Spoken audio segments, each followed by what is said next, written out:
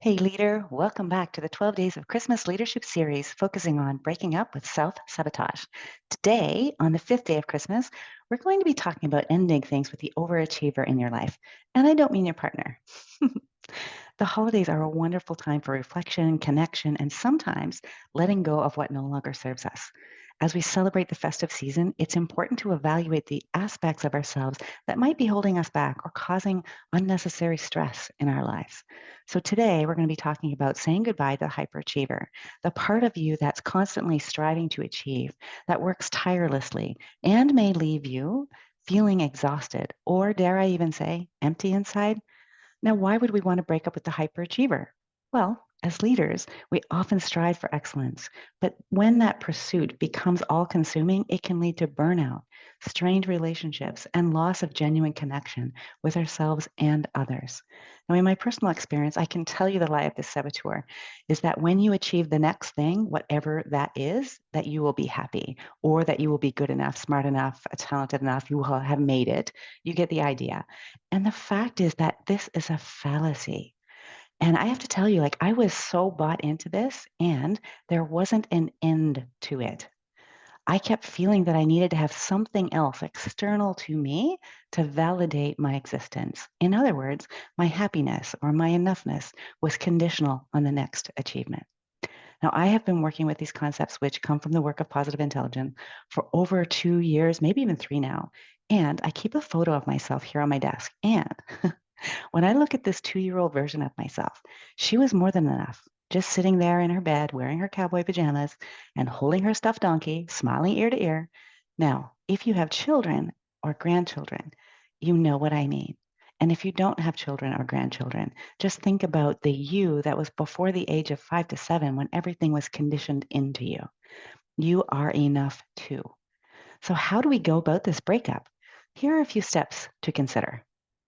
The first one, acknowledge the hyperachiever. Take a moment to recognize and to appreciate the hyperachiever within you. Acknowledge the positive qualities it has brought into your life: dedication, drive, determination. However, also recognize the toll it might be taking on your well being. Listen, I guarantee you will always be able to know if it's sabotage or not by how it feels within your body.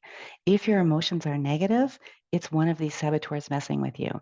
If your emotions are positive, it's not sabotage. It's coming from your inner wisdom instead, which is wonderful. The second step is to reflect on your values.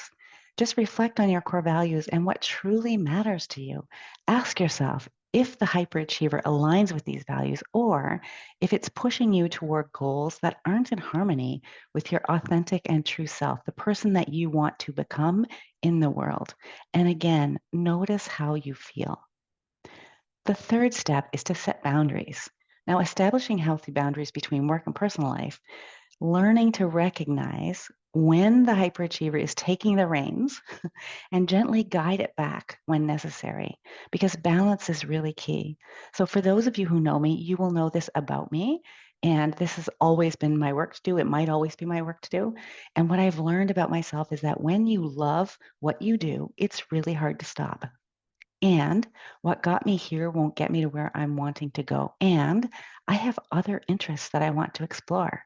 Now, I read a book this year and took a course by Marissa Peer. She is a psychologist and she works with the celebrities. And one of the stories that she told was about how and why 70% of lottery winners end up broke within the first 2 years, which is our minds reject the familiar. And when we can work with our minds to make the unfamiliar familiar, it will change your life. So for me, I am working on at the end of my workday, leaving my office, leaving my clients, knowing that they're creative, resourceful, and whole, and I'm going to get on with the rest of my life. So make the unfamiliar familiar, and it will change your life. Step 4, practice self compassion. Give yourself the gift of compassion. Understand that it's okay not to be perfect. What does that even mean anyway? So, even better if would be to redefine what perfect means for you. And that taking breaks from achieving the next thing, delegating your tasks, or even asking for help are signs of strength, not weakness. Now, the fifth step is to embrace imperfection, celebrate imperfection, and embrace the beauty of the journey rather than fixating on the destination.